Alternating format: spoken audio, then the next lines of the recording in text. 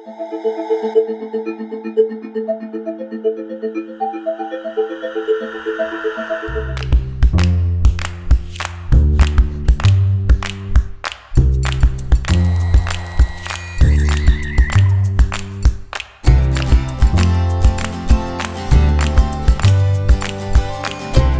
Flubit is an online service, and the unique factor about Flubit is that we create you an offer on the product that you want to buy. So we'll always create you a better offer. So whatever you want to buy, when you find it online and you're happy with where you're going to buy it from, just let us know about it, and our team will create you a better offer, and then you can buy for cheaper.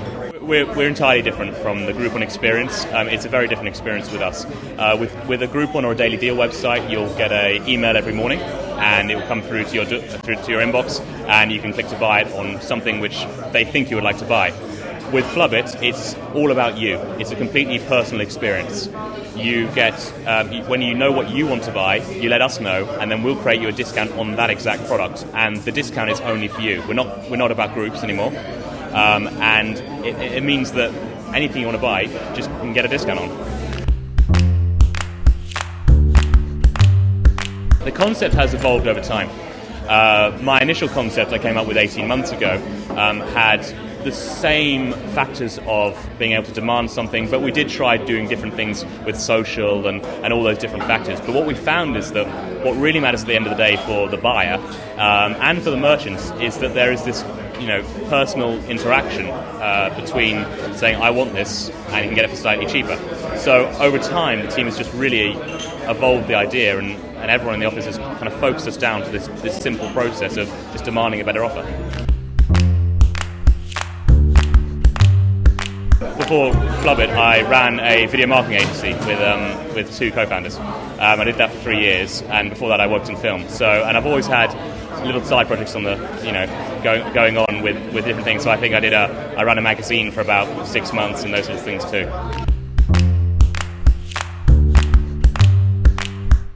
To make the idea happen, it's a lot of luck and a lot of hard work. I'm not one to go out on Friday and Saturday nights and party. I prefer to be there working. I put a lot of hours in to pull a business plan together and to make it happen. But I met a lot of good people too. So my co-founder introduced me to someone who took a leap of faith and put the initial £50,000 in. Since then we've raised a couple of million. So it has gone from one step to the other, but it's because we've put together a team that works extremely hard. One of our lead developers, we joke about it, but he's barely had a weekend for the last year, but he works exceptionally hard, as do all the other team members, and that's the key thing, finding people around you that are going to put as much effort as you are, and actually just taking the risk. I was very comfortable at my previous startup.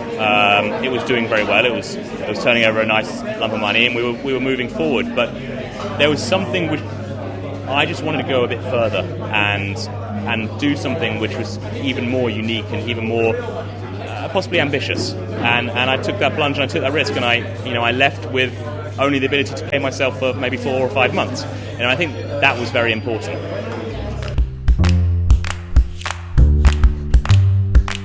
We're based in what people call Tech City or Silicon Roundabout, which is Old Street, London, which is a really great area for startups at the moment. If you're thinking about doing a startup ever, it's a great focus because the government are putting a lot of money into this area, and slowly over time you're seeing a lot of people similar to you coming up around you, so you can make a lot of contacts, which is great. We currently have 35 people working for us, which is very big for a startup, and this time last January 2012 we had 9. So we have grown in that sense, and we've grown just in the core areas we need to expand on, and that is bringing on more merchants so we can make more sales with different types of products, but also at the same time we've grown our customer base well too, and we've got a really strong marketing department and product development department too.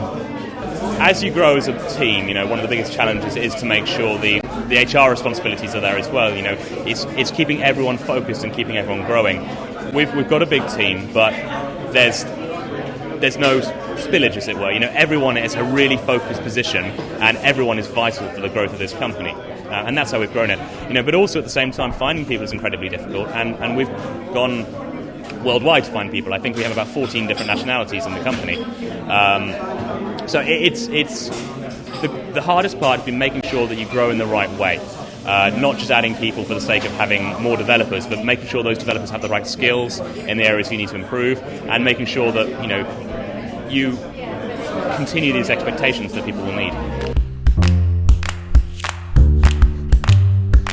The one thing I learned very quickly doing a startup such as this, the previous startup was a very different business model. You take in contracts and then you spend that money and go from there. The way of doing an investment startup, as it were, where you take an investment and then build a product to become big.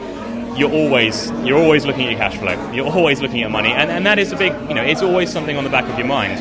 But the one thing that I found is if you know your concept works and you can validate the business model, then you have to take the plunge and take the risk to say, right, we have X months available alive, and we have to prove certain points. And if you prove those points, you have the ability to go out and raise more money, because people will look at you and go, this is an attractive opportunity. Now, we've done that for the last 18 months, and we need to do that for the next 18 months. But it's always something which will be on the back of your mind. You will have sleepless nights over it.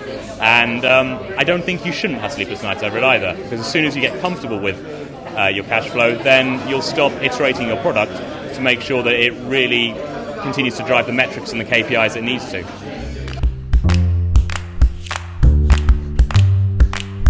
The investors are really key to us moving forward, because they give a really brilliant outside perspective on how we're doing.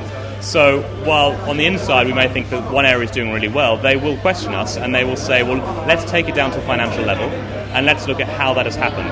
The one thing we've really concentrated on is building our KPIs and our metrics. So we've got someone dedicated to making sure we have hundreds and hundreds and hundreds of metrics which we can pull down daily to actually work out where different areas of the business are doing, and that will then be aggregated to find out how that's improved or how that hasn't been improved. And we can pull that down on a very regular basis.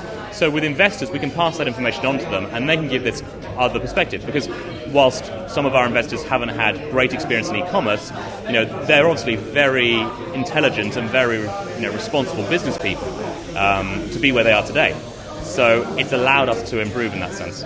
To have a positive relationship, I should say, with an investor is to make sure that you update them regularly, by emails and those sorts of things, and just focus on finding time, maybe once a month or once every 2 months, to say, look, we need an hour of your time, we need 2 hours, just sit down and talk about this. And people who have invested money into you and invested, they're almost, it's a bet, to say, will this work? They're willing to do that for you as well. So they've got incredibly busy schedules, but you just find that 1 or 2 hours a month or every 2 months, just sit down with them.